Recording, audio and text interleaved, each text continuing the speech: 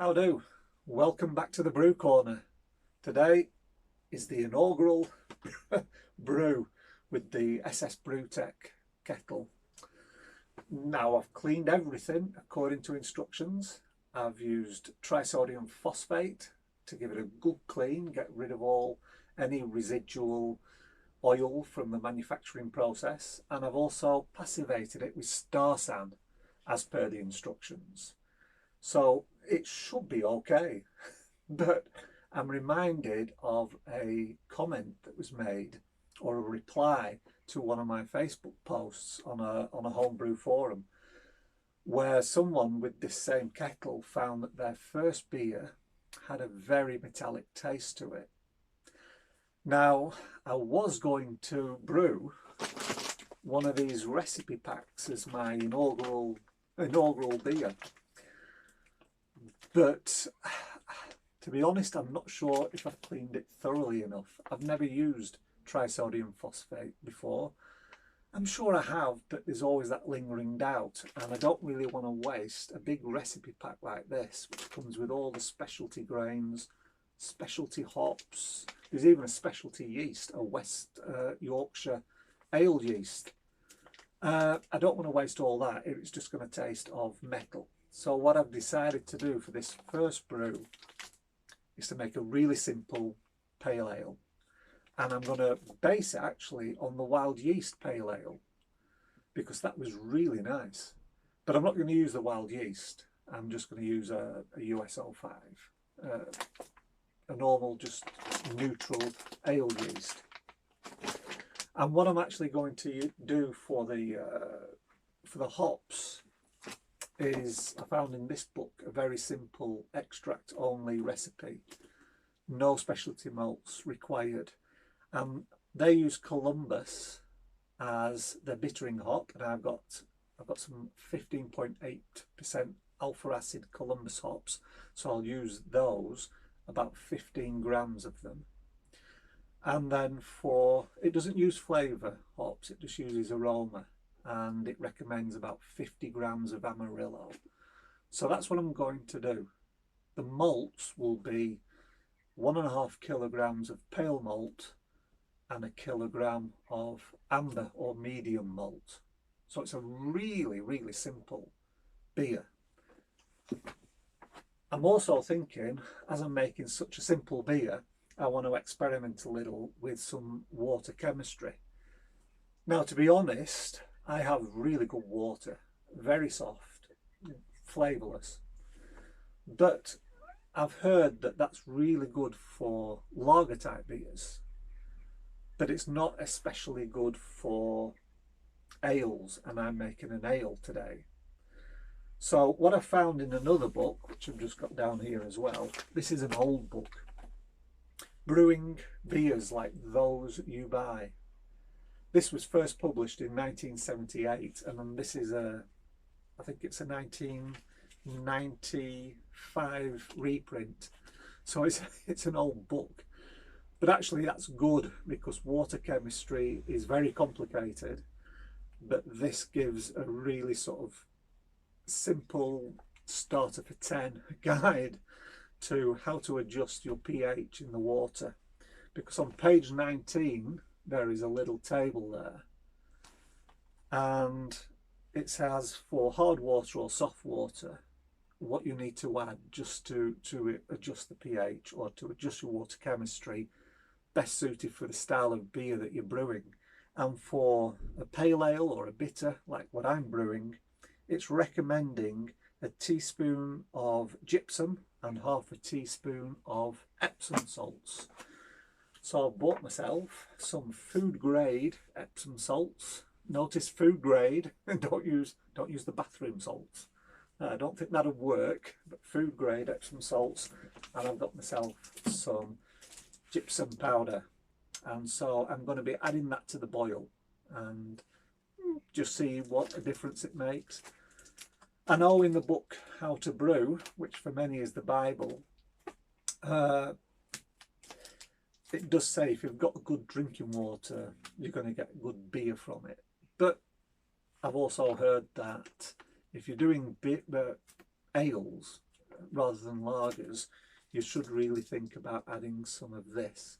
So I'm going to use the suggestion from this book.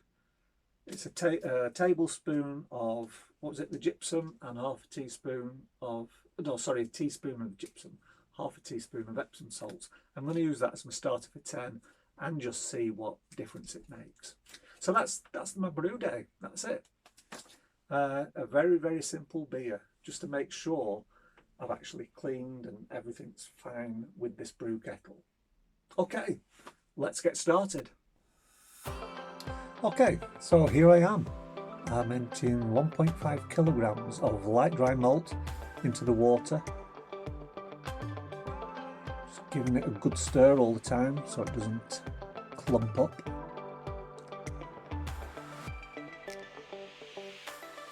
And then I bring that to the boil, and I added the Epsom salts and gypsum to the malt, to the wort. And of course, as you can see, the hot bag there, I put in the Columbus. After 45 minutes of boiling, I add the remainder of the malt. This is a kilogram of amber going in. And I add a teaspoon of Irish moss. Leave it all mixed together. I'm returning that now to the induction hob, and this will be boiled for another 15 minutes.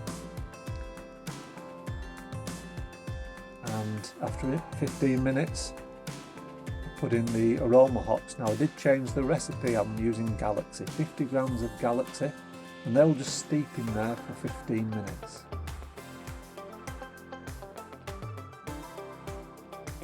Yeah, put the lid on so no flies can get in. And this is a good time just to do some cleaning up. Okay, after the 15 minutes I can take the hops out now and put it on back on the induction heater just to give it some height. And I'm now going to transfer it into the fermenter. And there she goes.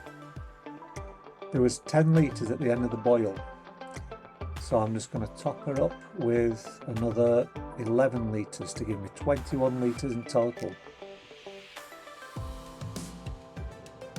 And that's it.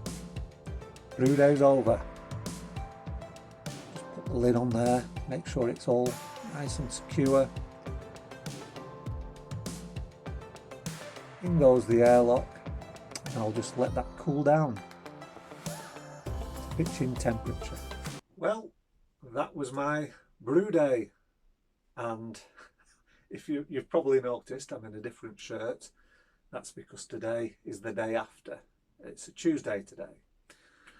Now, I made some changes to my initial recipe. I didn't use Amarillo because I didn't have any, so I couldn't. Instead I used Galaxy. I used 50 grams of Galaxy as an aroma hop, and they just steeped for the 15 minutes. They weren't boiled, and that's what I used instead.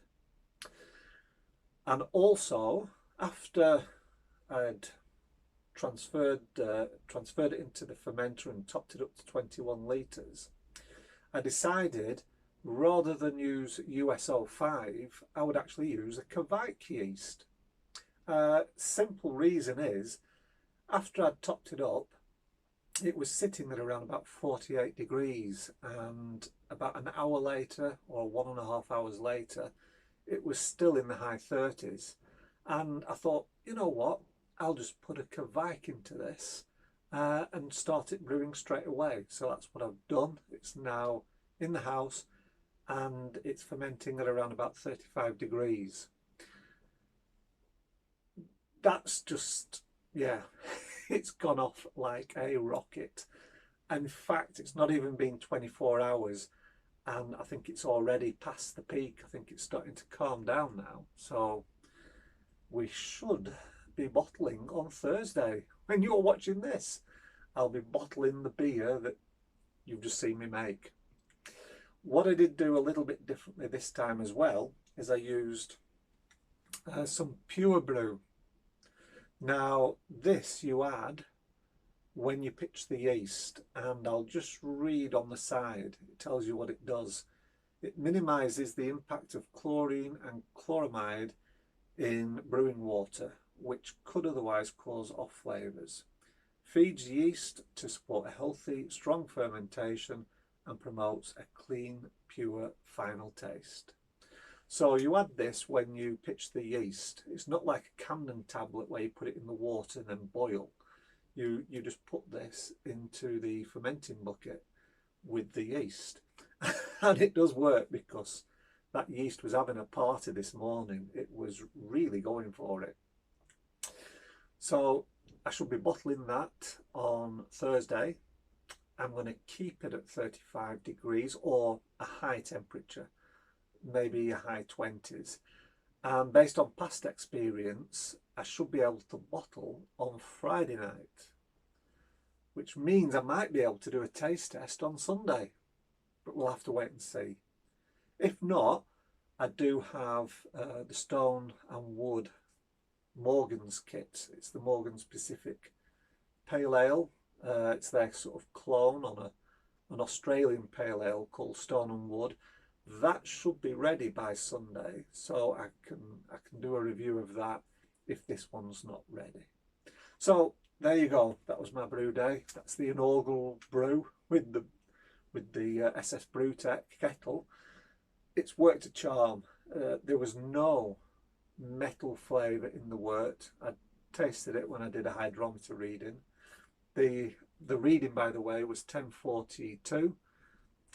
Wished it had been a little bit higher, but 1042 is great, because if that drops down to 1010, we will still be getting a nice sessionable pale ale, and that's what I wanted. So it was 1042, but there was no off flavours at all. There was no metally flavours, so my cleaning did the trick. So that's good. And I do like having this little thermometer there as well, because it gives you an idea of how much longer you've got to wait before it comes up to boil, and that means you can start to plan, you know, your next hop edition and things like that. So that's very useful. So it's worked a treat, and I'm going to get a lot of use out of that kettle, let me tell you that. Okay, well, that's it. Thanks for watching. As always, it's been a pleasure. I hope you like that little difference I did this time in the video. Rather than me actually talking as I'm brewing and having to bend down like this so I can see the camera, I thought I'd just make these little small clips of each stage of the brewing process, and I'd just put a commentary over the top. And if it works out right, because don't forget, this is Tuesday, I haven't finished the video yet, I might even put a little bit of a backing track in there. I don't know. What will be, we'll see. Okay, so thanks for watching. I do enjoy making these videos, and I hope you enjoy watching them. And I'll see you again in the next video. Bye bye for now.